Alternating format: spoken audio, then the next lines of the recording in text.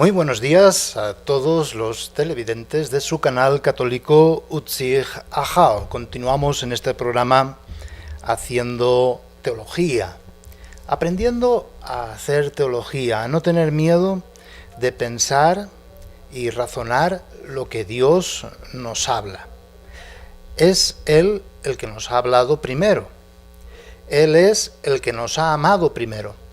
Por lo tanto, podemos pensar, podemos razonar, porque es una de las potencialidades que nos ha dado el mismo Dios, lo que Él nos habla, para que así lo podamos entender, para que lo podamos comprender, para que lo podamos asimilar y desde nuestra libre voluntad esforzarnos por practicar lo que Él nos dice.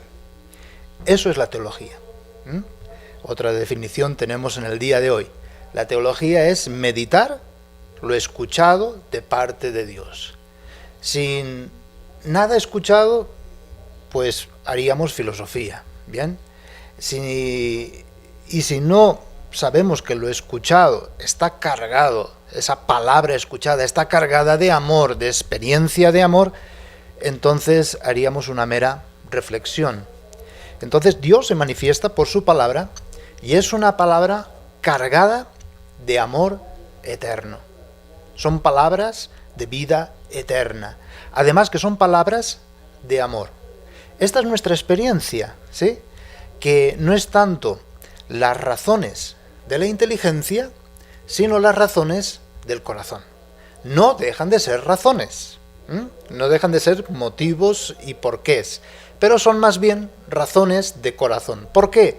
Porque se trata de amor, de un encuentro amoroso, de diálogo amoroso, ¿bien? Porque si no, nos inventaremos un Dios a nuestra imagen y semejanza, y haremos un Dios tan pequeño y tan absurdo, ¿verdad? Es al contrario, nosotros somos imagen y semejanza de Dios, y es Él el que nos lo explica cómo es Él, y al mismo tiempo que nos explica cómo es Él, nos está explicando cómo somos nosotros. Dios, al darse a conocer, Dios, al hablarnos, Dios, al amarnos, nos hace comprender quiénes somos. ¿Qué es el hombre para que Dios se dirija como una libertad absoluta a una libertad nuestra relativa y nos hable y nos ame? Esto es algo maravilloso, esto es algo extraordinario. Bien, esto es la teología. Ahora bien, hemos empezado a decir qué es lo que Dios nos ha dicho de sí mismo. Ya hemos visto qué es lo que somos nosotros. Somos puro contenedor, es decir, puro recipiente abierto, abierto a poder escuchar la palabra y podernos experimentar amados por el mismo Dios. Dios nos ha dicho de sí mismo, a través de la palabra, que Él es el creador. La semana pasada hablábamos al respecto. Pero esto lo podemos saber con la sola filosofía, es decir, con la sola razón, que el mundo es creado. Por lo tanto, tiene que haber un creador. Pero puede reducir la filosofía o el intelecto humano a una fuerza, a una energía, a un primer motor, a una causa primera de todo, pero de ahí no pasa, ¿verdad? De ahí se acabó. Hasta ahí llega nuestra filosofía y nuestras ciencias. Como vamos a ver, las ciencias explican el cómo de las cosas, ¿bien? Pero la ciencia se extralimita cuando quiere decir el por qué, ¿verdad? El por qué solamente es una cuestión teológica, es decir, si Dios nos dice el por qué y el para qué, podemos entender el qué, ¿bien? Por lo tanto, ¿para qué entender el cómo? Si no hay ningún por qué ni ningún para qué, entonces falta la razón fundamental, ¿bien? Y esto solamente Dios nos lo puede decir, esto solamente Dios nos lo puede manifestar. Por eso la teología parte de una experiencia mística, de una experiencia personal con Dios. Haciendo teología, se trata de ver la realidad desde los ojos no del creador, porque eso ya es filosofía o ciencias, sino desde los ojos del amor. Y un amor paterno del Creador. Ahí sí que entra la palabra creador. Pero Dios, hemos ido diciendo, y la Escritura nos lo dice muy claro, no es padre porque crea. Entonces reduciríamos la palabra padre o paternidad a algo muy pequeño, sino que es padre eternamente, porque engendra eternamente a su Hijo único. Por eso es padre, ¿verdad? Y no tenemos que reducir la palabra padre a creador, porque llegamos a confusiones, sino que la palabra padre la tenemos que tener en cuenta como amor puro, es decir, como decíamos la semana pasada, para que haya amor tienen que haber mínimo 3 personas, y Dios es amor, y Dios es uno, pero son 3 personas, por eso precisamente es amor. Tiene que haber alguien que origina amor, es decir, tiene que haber alguien amante, pura fuente y origen de amor, ¿bien? Tiene que haber alguien que reciba ese amor, porque si no, no es amor, y ese alguien que recibe el amor, todo el amor es la que llamamos la persona del Hijo, ¿verdad? Pero en esa relación íntima, la relación en sí misma es otra persona, el Espíritu Santo, ¿bien? Y es un solo Dios y 3 personas. Por eso podemos hablar que Dios es amor. ¿Cómo sabemos esto? Pues Dios nos ha dicho ciertos elementos clave en la revelación, a partir de la Escritura, ¿bien? Y de la tradición oral y de cómo han ido entendiendo pues esto que Dios ha dicho de generación en generación, ¿bien? Y poco a poco nos ha ido abriendo a la verdad completa. Ni siquiera Jesús nos da la verdad completa, sino que nos dice, ahora hay cosas que no pueden entender, las entenderán más tarde, ¿verdad? Cuando venga el Espíritu de la verdad, entonces comprenderán todo, en la totalidad, ¿bien? Y entonces, claro, eso es la teología. Entonces, ¿la teología qué hace? Pues pensar y reflexionar de estos elementos claves, es decir, solo hay un Dios y amarás a un solo Dios y no hay otros dioses. Entonces, ¿cómo puede ser esto que después aparezca el Hijo y diga yo soy Dios y se identifique con Dios? ¿Qué significa eso? Y después nos hable de otra persona que va a venir, no de fuerzas ni energías, que es el Espíritu Santo, que será derramado en nuestros corazones, que nos lo explicará todo, es decir, que es capaz de palabra y que nos va a amar, que es capaz de amor. Eso es ser personal. Bien, entonces ya estamos meditando, estamos haciendo teología. Dios es amor, y porque es amor son 3 personas y viven en una relación de comunión tan íntima y tan perfecta que es un solo Dios, no 3 dioses, bien, porque si no serían 3 egoísmos, 3 yos distintos. No, hay un solo yo en el sentido de un solo Dios, pero como Dios es amor, pues tiene que haber 3 personas. Bien, esto lo podríamos explicar de distintos lenguajes y formas de hablar, y en la historia, pues algo que se ha acercado mucho a la explicación es el lenguaje griego. Bien, el lenguaje griego pues ha ido hablando de usía, de hipóstasis, de homoousios, palabras que podrían dar a entender quién es Dios y cómo es Dios.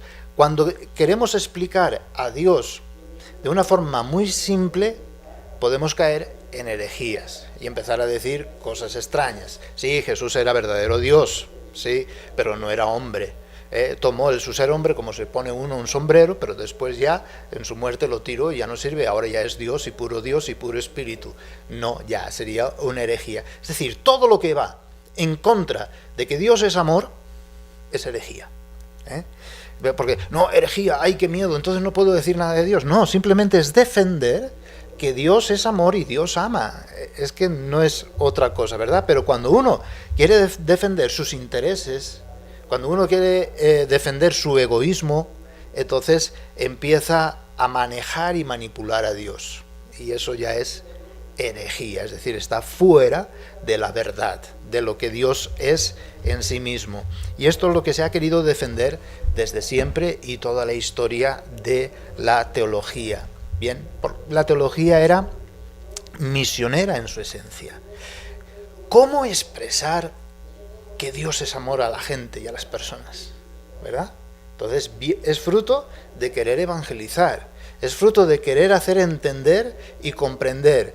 Y esto, el mismo Pedro, como hemos ido meditando, es a lo que nos refiere. Están ya preparados para dar razones de su esperanza y de su fe. Por lo tanto, hay que prepararse, es decir, hay que hacer teología. Tú ante alguien que te pida, bueno, ¿y tú por qué tienes fe? Ah, pues yo qué sé. Es lo que se llamaba la fe del carbonero. ¿De dónde viene esta expresión? Es un carbonero, alguien que se dedicaba pues a las minas del carbón, a extraer carbón, y que día y noche extrayendo carbón, ¿verdad? Y entonces le preguntaron, ¿y tú por qué tienes fe? Ah, yo tengo fe porque tengo fe. ¿Y tú qué crees? Pues yo creo porque estoy en la iglesia que cree, es decir, la fe del carbonero. Bien, estaba bien en ese momento, pobrecito, no tenía estudios, no tenía nada, de acuerdo. O la fe que llamamos la fe de las viejitas, ¿verdad? Aquí viejita a lo mejor puede ser una mala palabra, ¿no? Es con todo el cariño y toda la ternura, ¿verdad? La fe de la viejita, es decir, aquella persona que no tiene estudios y no sabe hablar, no sabe comprender, no sabe entender ni siquiera decir las cosas, ¿verdad? Pero tiene fe. Y tiene fe en Dios. Y listo, ¿verdad? Pues la fe de la viejita o la fe del carbonero es válida. Está bien, para su circunstancia, para su situación. Ahora bien, si tú tienes capacidad para poder dar razón, no te pongas de brazos cruzados, porque serías un mal misionero, porque es, vayan y hagan discípulos a todas las gentes, y para hacer discípulos a todas las gentes hay que tomar los lenguajes de las gentes, los métodos, las formas de la gente para hacer comprender y entender a la gente. Ahora bien, no manipules lo que es Dios y cómo es Dios y lo hagas depender del lenguaje, porque también nos vamos a engañar y vamos a confundir a los demás. Bien, el tema de Dios, más que el nombre de Dios, porque el nombre de Dios viene del griego Zeus, ¿verdad? Entonces, pero antes ya estaba, es decir, y se llamaba de diferentes maneras pero una de las formas más adecuadas que se encontró, diríamos, en el andar de la antigua alianza, es la de Padre. Fijémonos bien, la de Creador fue posterior, fue posterior. Dios es Padre. ¿Padre por qué? Porque me amó, me ama y me amará siempre. Esta es la realidad primera que Dios revela de sí mismo. Después, gracias al pensamiento, gracias a la reflexión, el Génesis viene después del Éxodo, ya lo saben, que han estudiado Escritura, gracias a la reflexión dicen, este Padre que nos ama fue el creador de todo el universo.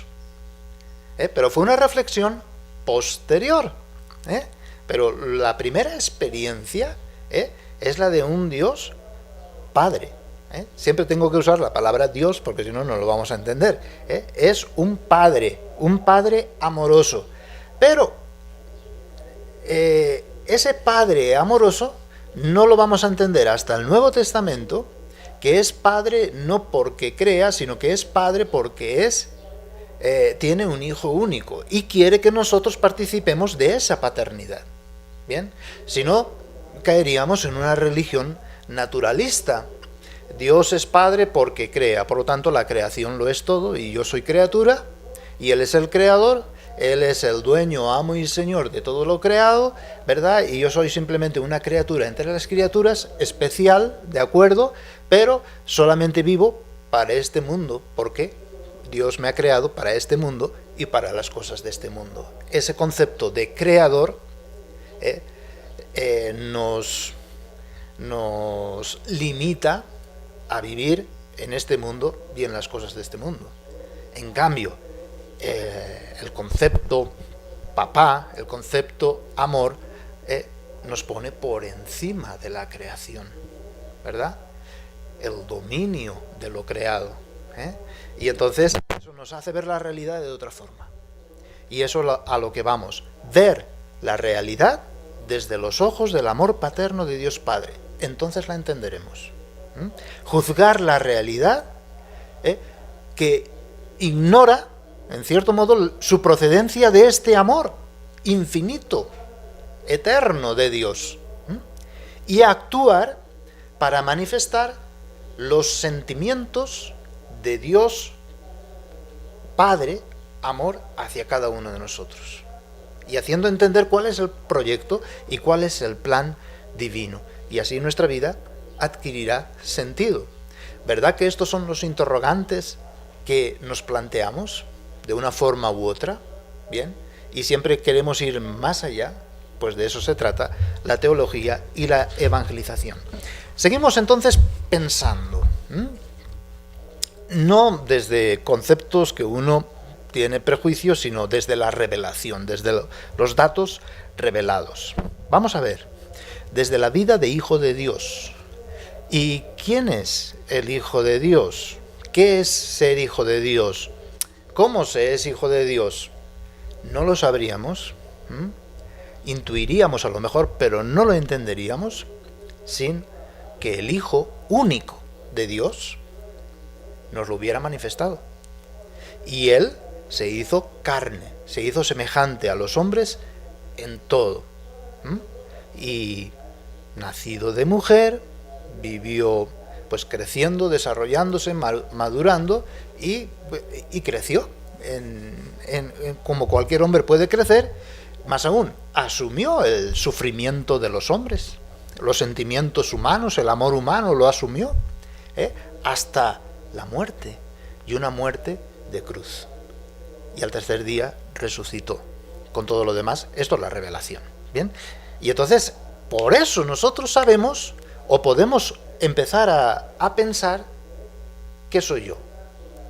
Porque Jesús, el único Hijo de Dios, me lo ha manifestado. Y si yo soy Hijo de Dios, por lo tanto, mi camino, mi verdad, mi vida, mi modelo, mi ejemplo es el Hijo de Dios. Es que no puede ser otro. Y no puede ser de otra forma. O están conmigo o están contra mí, dirá Jesús, ¿verdad? Entonces, ahí está, Jesús es la respuesta a todos y cada uno de mis interrogantes en cuanto, ¿qué soy? ¿Qué soy yo? Hijo de Dios, ¿verdad? Claro, Jesús es el Hijo único de Dios, pero el Padre quiere, y para eso envió a su Hijo, hacerme hijo propio suyo. Algo que había perdido porque me había perdido en las criaturas y entre las criaturas, por el pecado. Abandoné el amor de Dios y entonces quería pues vivir como criatura dentro de las criaturas y quizás en una religiosidad natural de un creador. Acudo a él para que me dé de comer, para que me dé pisto, para que me dé bienestar material, para que me dé bienestar emocional, y acudo a él como fuerza mágica y hasta supersticiosa y providencialista, porque me tiene que dar lo que necesito en cada momento y listo y ya. Pero nosotros desde la revelación vamos mucho más allá. ¿Bien? Por lo tanto, hacer teología, hemos dicho, primero se trata de revelar, de manifestar. Viene la revelación de Dios y viene a mí. Ahora yo tengo que manifestar esa revelación de Dios. No es algo que yo puedo tener, aquí está, esto es la verdad. No, si no lo manifiesto, ni yo lo voy a comprender, ni los demás me van a entender. Bien, entonces, manifestación, con manifestación se prueba. Bien, eso es la teología. Yo soy expresión de lo que he escuchado y cómo se me ha amado. Por lo tanto, la teología no es tanto conceptos racionales o intelectuales, sino que va mucho más allá. Es toda mi persona que refleja, que manifiesta, que expresa lo que a su vez se me ha manifestado y se me ha expresado. ¿Bien? Entonces, ¿qué es lo que he de manifestar? ¿Qué es lo que manifiesto? Solamente entendiendo la comunidad creyente y las personas creyentes que han vivido de una forma especial, podemos comprender esto, y también desde nosotros mismos, ¿bien? Aunque somos pecadores, aunque somos miembros malos y lo que fuere, ¿verdad? Pero mientras estamos en la comunidad, de alguna manera se nos da el don y la gracia de manifestar. ¿Cómo manifiesto yo la vida de hijo de Dios? Es lo primero para que los demás entiendan. Se trata de manifestar una certeza de fe. Soy amado. Soy amado. Eso es ser hijo de Dios. Soy amado. Qué sencillo, ¿verdad? El Padre es amante, origen y fuente del amor, y se dirige a mí, hoy, aquí y ahora, personalmente. Entonces, ¿cómo yo puedo manifestar que soy hijo de Dios? Dios me ama. ¿Listo? Dios me amó, me ama y me amará siempre. Eso significa ser hijo. Entonces yo manifiesto cómo he sido amado, cómo soy amado y cómo se me amará siempre. Al punto que la muerte no tiene la última palabra, sino la eternidad. Es decir, tengo un cometido en mi historia. Mi historia no es absurda, no es casualidad, no es una curiosidad cósmica, sino que mi historia tiene sentido. Y si estoy aquí es porque tengo un cometido, es decir, un plan, un proyecto de mi Padre que me ha dado, ¿verdad? Soy aceptado. Eso es ser hijo. Soy aceptado, soy querido. Tomemos un dato de la filosofía ahora y de las ciencias humanas. Filosóficamente está mostrado cómo nadie, absolutamente nadie, puede aceptarse a sí mismo si antes no es aceptado por otro. Filosóficamente comprobado, Eso de la autoestima es una gran mentira, Es decir, yo solamente puedo aceptarme a mí mismo si me siento aceptado por otro, ¿verdad? No, sin ser aceptado por nada, ni por nadie, yo me acepto a mí mismo. No, seguro que no. Bien, el hombre tiene una necesidad existencial de que otro le diga y le muestre con hechos: es bueno que tú existas. Y si nadie me lo dice, pues ahí viene la ausencia de autoestima, entendida no como la entendió pues Freud, ¿verdad? O que fue el que inventó el término, bien, de autoestima, sino en el sentido de yo solo me acepto si soy aceptado por alguien. Entonces, si alguien me dice es bueno que tú existas, entonces yo empiezo a aceptarme, ¿verdad? Porque alguien me ha aceptado primero. Y qué grande si es Dios. Es Dios quien me acepta, es Dios, y me hace sentir y me hace experimentar aceptado, querido, amado por Él, con un amor que no solamente me crea, eso es grandísimo, eso es extraordinario, me ha dado la vida, ¿bien? Sino que me quiere hijo propio suyo, como el hijo único, así me quiere. Y entonces esto supera pues todo, las cosas, las criaturas, los demás. Solo si es aceptado y amado por otro, el hombre puede aceptarse y amarse a sí mismo. ¿Por qué? Porque nosotros somos seres, estoy dando datos filosóficos, no estoy haciendo la revelación, Puedo amarme a mí mismo porque he sido amado primero. Puedo aceptarme a mí mismo porque he sido aceptado primero. La persona, el hombre, el individuo, es personal. ¿Y qué significa personal? Significa capaz de amor. Y pasa como pasa, hemos visto en Dios, la revelación. Es decir, Dios no puede ser un yo, un ego, no puede ser algo egoísta, no es un poder supremo, dictatorial, no, Dios es amor.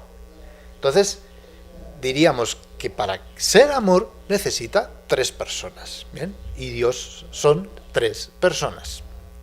También nosotros, ¿verdad? También nosotros somos seres personales.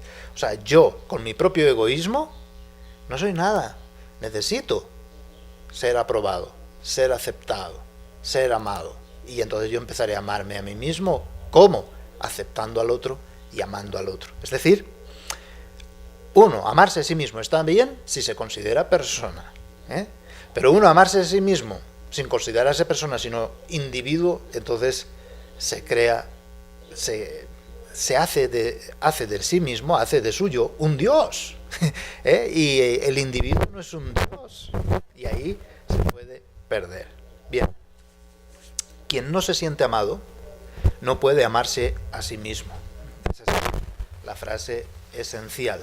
Toda acogida humana es frágil, es muy débil, muy precaria, Entonces, aunque el otro me acepte y yo me sienta aceptado, aunque el otro me ame y yo me ame a mí mismo, muy frágil esto, ¿sí? Porque el otro te dice, uy, qué lindo que eres y qué bello y qué extraordinario eres y tu vida vale la pena ser vivida. Y al día siguiente te dice, pero tú estás loco. Sí, un día te dice qué bien y el otro al día siguiente te dice estás mal de la cabeza, ¿no? Es decir, necesitamos ser aceptados y ser amados sin límites, de forma incondicional, es decir, sin ningún tipo de condición. Y esto solamente un Dios personal pues me puede hacer sentir así. Por eso soy hijo de Dios. Sois aceptado, amado y querido de una forma incondicional y sin límites. Es una teología misionera, ¿verdad? Por eso yo tengo razones y estoy dispuesto, estoy preparado para dar razón de mi fe. ¿Para qué?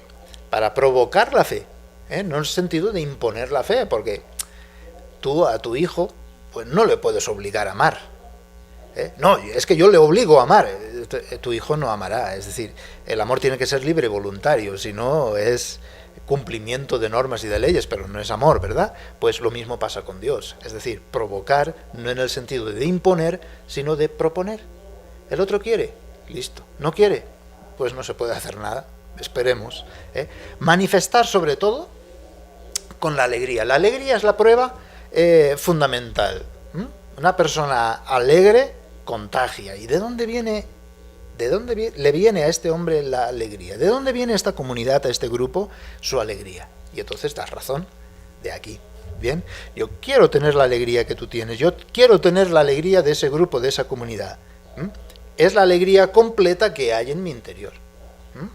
Que soy aceptado, que me siento profundamente amado, como mi experiencia de fe fundamental. Bien. No decimos algo extraño a la Escritura, sino al contrario, es propiamente bíblico esto.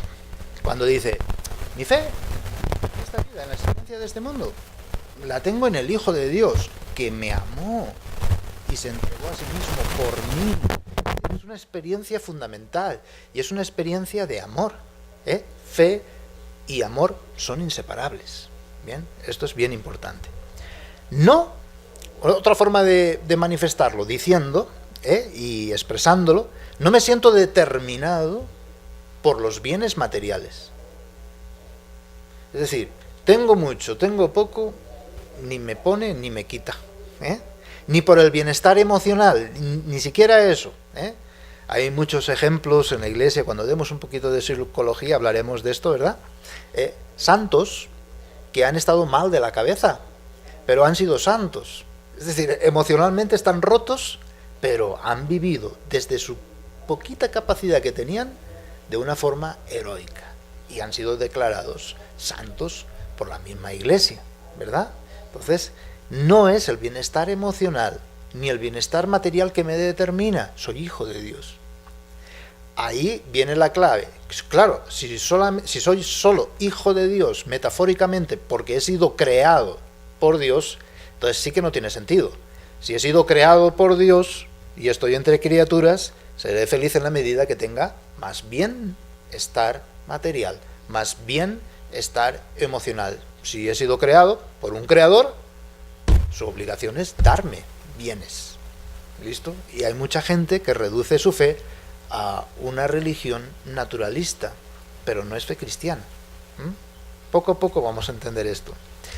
Ni siquiera yo dependo, porque se trata de manifestar, ¿ves? Como no dependo de los bienes, renuncio a ellos. No dependo de mi bienestar emocional, de mí mismo. Ni siquiera dependo de los afectos de los demás. Es decir, si el otro me quiere, me acepta, o no me quiere o no me acepta, ya no dependo de eso, porque sé que es muy precario, sé que es muy frágil, es muy débil que el otro me acepte o no, ¿verdad? Incluso en el mismo matrimonio, al principio muy bonito todo, me acepta, me quiere como soy, lo que fuera, pero después cuando uno empieza a roncar por las noches, o empieza a oler mal, o empieza a no lavarse los dientes, y que quiere que le beses, y huele a flor podrida, entonces ahí empiezas a decir, no, es precario, frágil, ¿verdad? Es decir, va mucho más allá. Tampoco dependo de mis afectos a mí mismo, ¿verdad? Si me acepto como soy o no me acepto, que si me encuentro a gusto conmigo mismo o no, dependo de la aceptación de Dios. Esa es la clave, porque soy hijo de Dios. No dependo del dinero, no dependo de quedar bien delante de los demás, no dependo de satisfacer los placeres instantáneos, ¿verdad? Sino que soy hijo de Dios, y porque soy hijo de Dios me siento libre de todo, de todos y de mí mismo. Padre, ¿por qué dice eso? Miras a Jesús. Estoy hablando de Jesús, que es verdadero Dios, sí, pero también es verdadero hombre, en todo semejante a cualquier hombre. Estoy hablando de Jesús, ¿verdad? Y ahí nos podemos comprender. Me siento libre de todos, en cuanto cuerpo y alma. Pase lo que pase en el tiempo, tengo la seguridad de sentirme amado. Ayer, hoy y para siempre. Esa es la seguridad, esa es la firmeza. Esa es mi fe, que es una luz que me ilumina toda mi vida. Tampoco me determinan mis fracasos o frustraciones. Es decir, quiero hacer una cosa, me sale mal. Entonces me suicido. Hombre, eso no te tiene que determinar para nada, ¿verdad? Lo que me determina es que soy hijo de Dios. Basta. Me siento mi espíritu pobre.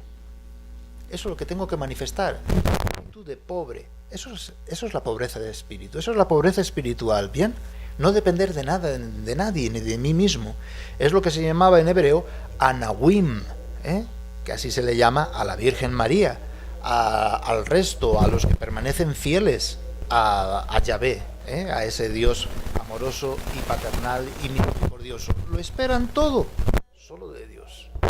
No esperan nada de nadie, ni de nada, ni de sí mismos, sino que solo confían y esperan en Dios. El pobre de espíritu, el limpio de corazón, ese es el Hijo de Dios, ¿verdad? El que no es un ladrón de afectos de los demás para poder vivir, sino que está limpio de corazón, ¿bien? Dependiente solamente de un amor de papá, un amor paterno, ese espíritu que uno tiene y que le hace exclamar papá. Eso es lo más importante, eso es lo único necesario y lo único fundamental. ¿Y las circunstancias? Pues bien, las voy a usar para dar testimonio de ese amor.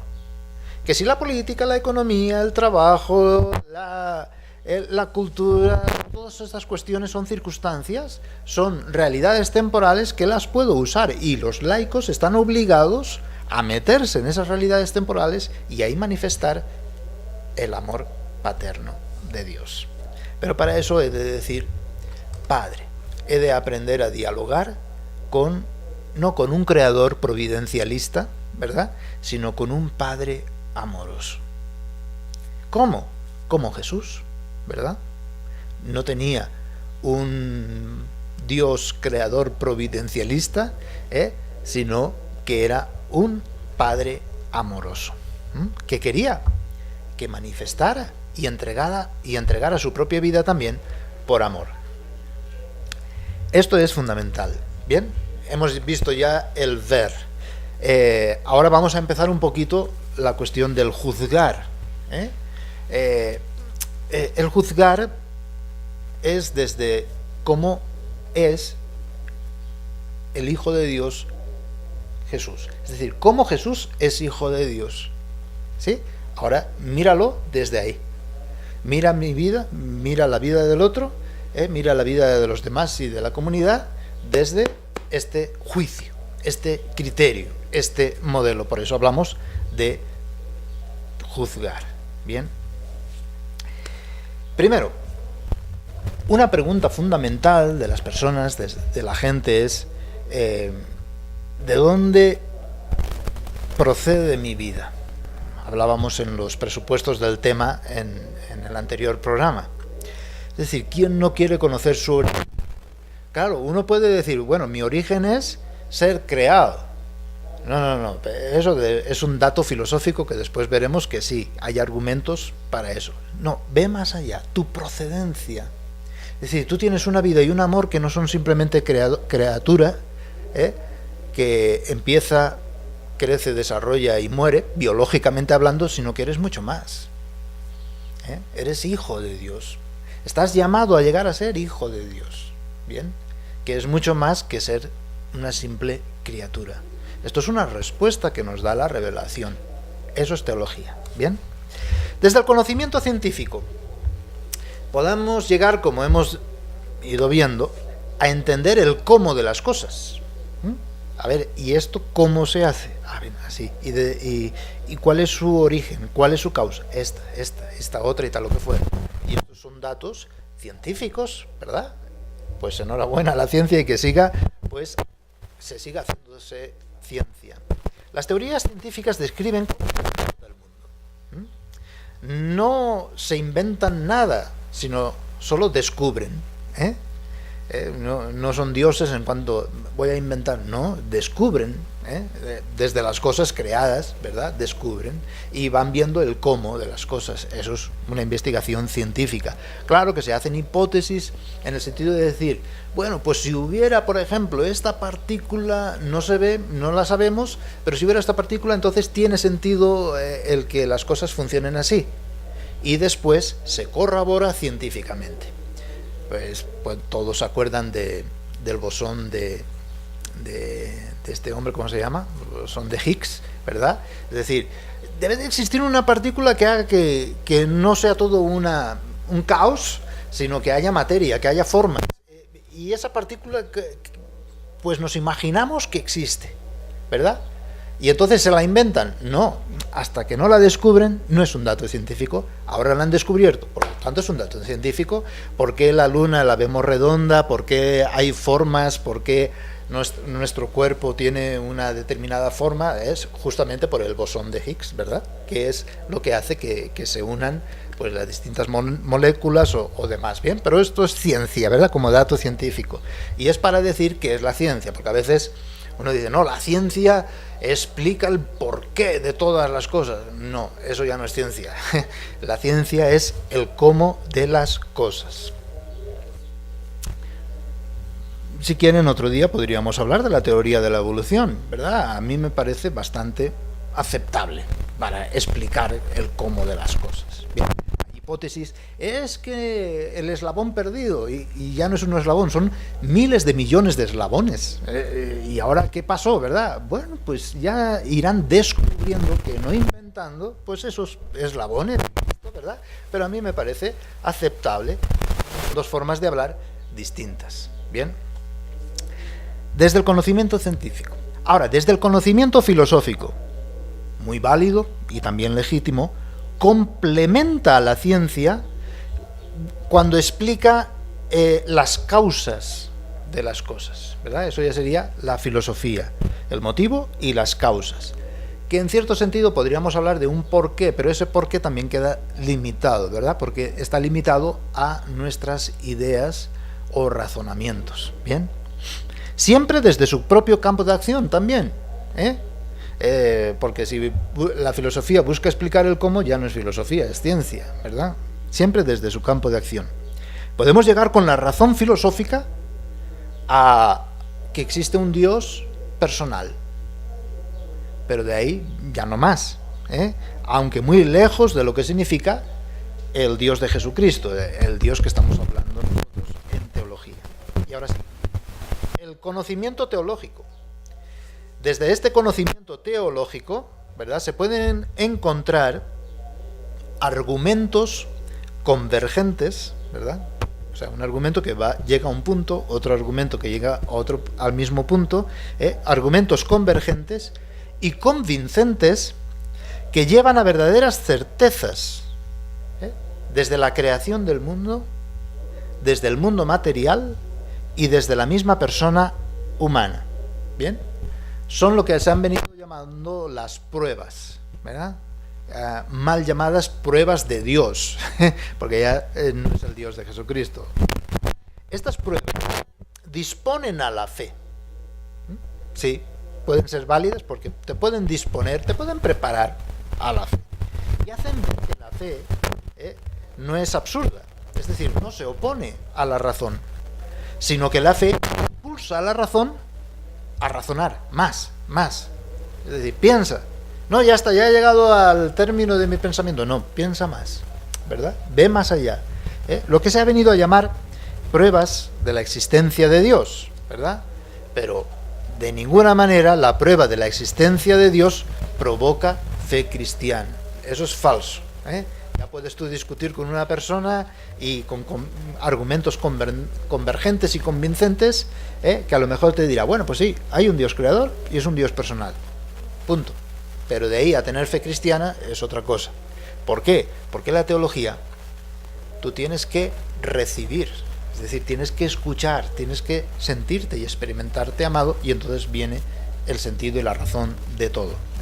Es de arriba a abajo, nunca es de abajo y llegamos a Dios, ¿verdad? No es religión en el puro término de la palabra. Religión es el hombre que busca a Dios y lo encuentra, ya lo tengo, sino que es teología, es fe cristiana, es un Dios que viene por detrás. Yo no lo he buscado, sino que Él sale a mi encuentro. La verdad sobre la procedencia de la vida humana no se nos impone, ni por la razón científica, ni por la filosófica, ni siquiera por la teológica, en un sentido general, sino que la verdad se nos ofrece gratuitamente, ¿verdad? Sale a nuestro encuentro. La podemos llamar, sí, a nuestro encuentro. No es el hombre quien conquista la verdad en solitario. Busco la verdad y voy pensando y tal, bueno, ya la encontré, ya la descubrí, ¿verdad? No, sino que es el Padre amoroso que se la entrega, o mejor dicho, se la revela, se la da a conocer. Ciertamente, es muy interesante la ciencia y la filosofía, conocer el origen de nuestra realidad espacio-temporal. Muy interesante, muy curioso, y a mí me encanta, y me encanta, veo revistas científicas, cada día descubren cosas nuevas. Nuestra procedencia física es interesante. Llegar por la sola razón a reconocer un ser que dio ser a todas las cosas. Sin embargo, la vida-amor, que es lo que estamos hablando, la experiencia, el acontecimiento, tiene una procedencia que va más allá de lo físico y de lo creado. Sin dejar de ser cuerpo y alma, soy invitado a reconocer que mi procedencia es divina. Mi procedencia y mi destino es divino. No es lo humano y se cierra en lo humano y se acabó en lo humano, sino que va mucho más allá.